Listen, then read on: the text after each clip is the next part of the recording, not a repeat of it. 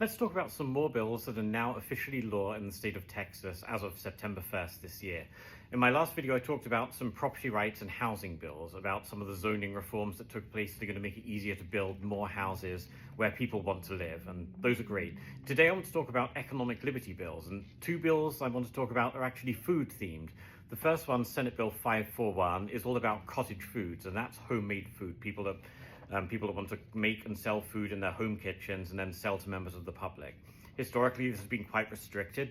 Texas a while ago passed a cottage food law that began to open up this process to make it easier for people, often women, often first-generation immigrants, people just trying to get started on the economic ladder that wanted to sell food that they make in their kitchens. This bill is a big expansion. It's going to make it possible to sell a lot more kinds of food and make it possible to bring those foods to market. So the main thing it does is move from an inclusive to an exclusionary definition of cottage food.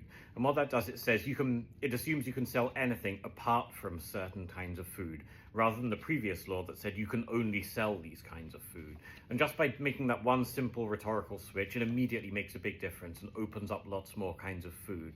Some foods are still banned. You can't sell certain kinds of cottage food, and that's ice cream and ice-related products, certain meat and seafood products, some other things like that. But generally speaking, it opens it up a lot more, and it also enables the sale of refrigerated baked goods and some other things like that. So that's really good. The other bill that also passed, and I should also say the other thing this bill does, is it raises the earnings cap from $50,000 a year to $150,000 a year.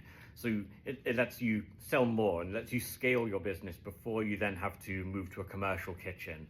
And that was an impediment for a lot of people that, $50,000 isn't what it was because of inflation. So that's another really good thing. The other bill, House Bill 2844, this is the Food Truck Freedom Bill. Parts of it go into effect this September. The main single statewide permit for food trucks that the bill creates isn't going to take effect until June next year. And we'll do a lot more communication about that to let people know what to expect. But this is really good for anyone that operates a mobile food business, that runs a mobile food truck. Currently, you need a separate permit in every single state where you want to operate, every single town, county where you want to operate. And as you can imagine, that gets really expensive if you're somewhere like the Dallas-Fort Worth Metroplex, San Antonio, the Rio Grande Valley.